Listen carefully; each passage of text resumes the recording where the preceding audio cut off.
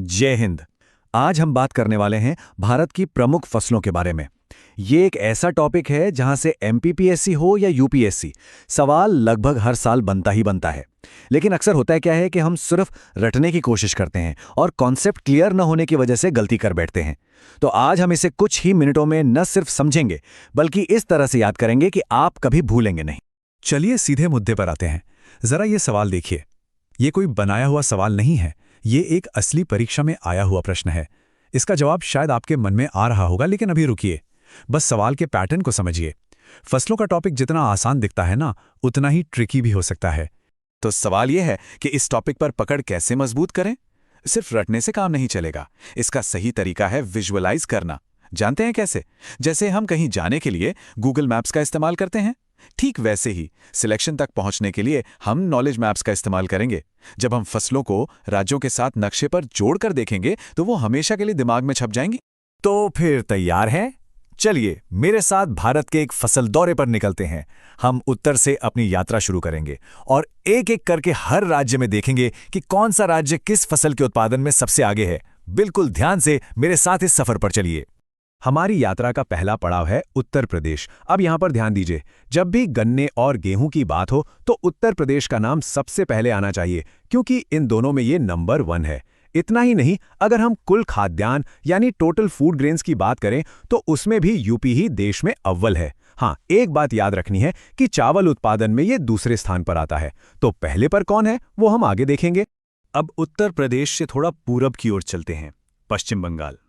देखिए, जब भी जूट का नाम आए तो दिमाग में सिर्फ एक ही राज्य आना चाहिए, पश्चिम बंगाल। भारत में जूट उत्पादन में इसका कोई मुकाबला नहीं है, ये पहले स्थान पर है। यहीं से परीक्षा का सीधा सवाल बनता है, इसको नोट कर लीजिए। अच्छा, अब आते हैं हम चावल पर, और यहीं पे सबसे ज्यादा कंफ्यूजन होता है। अब सब लोग बहुत ध्यान से सुनिए। जो लेटेस्ट आंकड़े हैं उनके अनुसार चावल का सबसे बड़ा उत्पादक राज्य अब तेलंगाना बन गया है। जी हां, तेलंगाना। ये एक बहुत ही महत्वपूर्ण तथ्य है, क्योंकि कई पुरानी किताबों में अभी भी पश्चिम बंगाल लिखा मिलेगा। तो ये अपडेट याद रखना बहुत जरूरी है। हमारी यात्रा अब दक्षिण में कर्नाटक पहुंच गई है। यहाँ की 2 प्रमुख फसलें हैं जो आपको याद रखनी ही रखनी है। पहली है मक्का। मक्का उत्पादन में कर्नाटक पहले स्थान पर है, और दूसरी है सूरजमुखी यानी सनफ्लावर, जिसके उत्पादन में भी ये नंबर 1 है। इसके अलावा कॉफी और रेशम के लिए तो ये राज्य पूरी दुनिया में मशहूर है ही। अब पश्चिम की ओर चलते हैं, गुजरात। गुजरात 2 बहुत ही महत्वपूर्ण नकदी फसलों यानी कैश क्रॉप्स में सबसे आगे है। पहली है मूंगफली, इसके उत्पादन में गुजरात पहले स्थान पर है, और दूसरी है कपास, इसके उत्पादन में भी ये देश में अव्वल हैं। ये दोनों ही फैक्ट्स बहुत इंपॉर्टेंट। अब बात करते हैं राजस्थान की। यहाँ की जलवायु कुछ खास फसलों के लिए एकदम सही है। अब जरा ध्यान दीजिए, मोटे अनाज यानी मिलेट्स, सरसों और कुल तिलहन, इन तीनों के उत्पादन में राजस्थान का पहला स्थान है। मतलब एक ही स्लाइड में आपको 3 महत्वपूर्ण सवालों के जवाब मिल गए। चलिए, अब हम अपनी यात्रा के सबसे खास पड़ाव पर आ गए हैं, और विशेष रूप से मध्य प्रदेश पर ध्यान केंद्रित करेंगे। अगर आप एमपीपीएससी की तैयारी कर रहे हैं तो आने वाली कुछ स्लाइड्स आपके लिए सबसे ज्यादा जरूरी होने वाली हैं। तो एक एक तथ्य को बहुत ध्यान से समझिएगा। इस चार्ट को देखिए। मध्य प्रदेश को सोया प्रदेश और दालों का प्रदेश क्यों कहा जाता है? इसका जवाब यही है, क्योंकि कुल दालों, सोयाबीन और चना, इन तीनों के उत्पादन में मध्य प्रदेश देश में पहले स्थान पर है। साथ ही कुल खाद्यान्न में ये दूसरे स्थान पर है और मक्का में तीसरे। अब एक छोटी सी ट्रिक जो आपको हमेशा याद रहेगी। मक्का शब्द में कितने अक्षर हैं? 3, म, आधा का और का। और मध्य प्रदेश की मक्का उत्पादन में रैंक क्या है? तीसरी। है ना आसान? इस तरह की छोटी छोटी ट्रिक्स से आप मुश्किल तथ्यों को भी लंबे समय तक याद रख सकते हैं। तो हमने राज्यों का दौरा तो कर लिया। अब समय है भारत की 2 सबसे महत्वपूर्ण फसलों पर गहराई से नजर डालने का। ये हैं चावल और गेहूं। इनसे जुड़े तथ्य परीक्षाओं में बार बार अलग अलग तरीकों से पूछे जाते हैं। चावल, जिसका वैज्ञानिक नाम ओराइजा सटाइवा है, ये ग्रेमिनी कुल का पौधा है। यहाँ एक बहुत महत्वपूर्ण तथ्य ये है कि कृष्णा गोदावरी डेल्टा क्षेत्र को भारत का चावल का कटोरा या राइस बाउल ऑफ इंडिया कहा जाता है, क्यों? क्योंकि यहाँ चावल का बहुत ही सघन उत्पादन होता है। अब कुछ बहुत तेजी से याद करने वाले फैक्ट्स।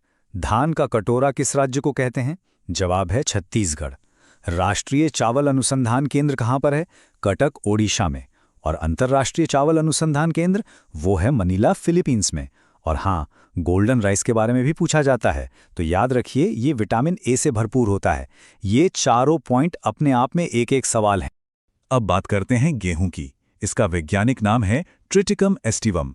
ये भी ग्रेमिनी कुल का ही पौधा है और चावल के बाद भारत की दूसरी सबसे महत्वपूर्ण अनाज फसल है।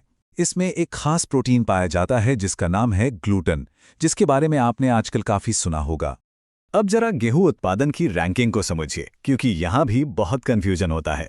दुनिया में देखें तो चीन पहले पे है और भारत दूसरे पर। अब भारत के अंदर की बात करें तो उत्तर प्रदेश पहले, मध्य प्रदेश दूसरे और पंजाब तीसरे स्थान पर है। यहां ध्यान दीजिए, पंजाब पहले स्थान पर नहीं है। ये गलती बिल्कुल मत करिएगा।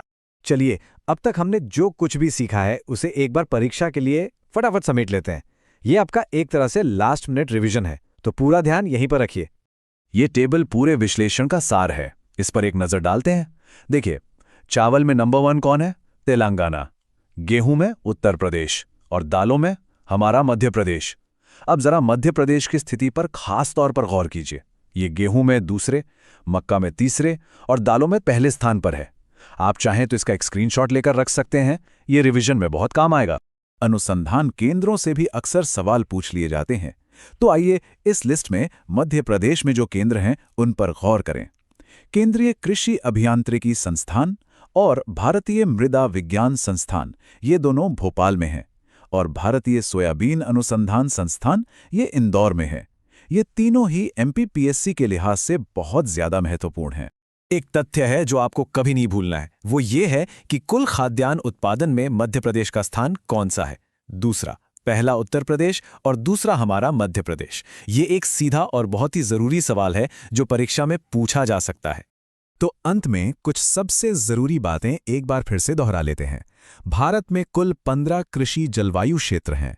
हमारी लगभग 46% कार्यशील जनसंख्या कृषि में लगी हुई है। कुल खाद्यान्न में उत्तर प्रदेश के बाद मध्य प्रदेश दूसरे स्थान पर है। कुल दालों में मध्य प्रदेश पहले स्थान पर और कुल तिलहन में राजस्थान के बाद मध्य प्रदेश दूसरे स्थान पर है। जॉन एफ कैनेडी ने एक बार कहा था, किसान हमारी अर्थव्यवस्था में एकमात्र ऐसा व्यक्ति है जो सब कुछ खुदरा मूल्य पर खरीदता है, सब कुछ थोक मूल्य पर बेचता है और दोनों तरफ का भाड़ा भी खुद ही देता है। ये बात हमें इस पूरे क्षेत्र के महत्व की याद दिलाती है। तो देखा आपने, अगर रणनीति सही हो और विजुअलाइजेशन की तकनीक का इस्तेमाल किया जाए तो एक मुश्किल लगने वाला टॉपिक भी कितनी आसानी से समझा और याद किया जा सकता है। बस इसी आत्मविश्वास के साथ अपनी तैयारी को आगे बढ़ाइए। मिलते हैं अगले विश्लेषण में।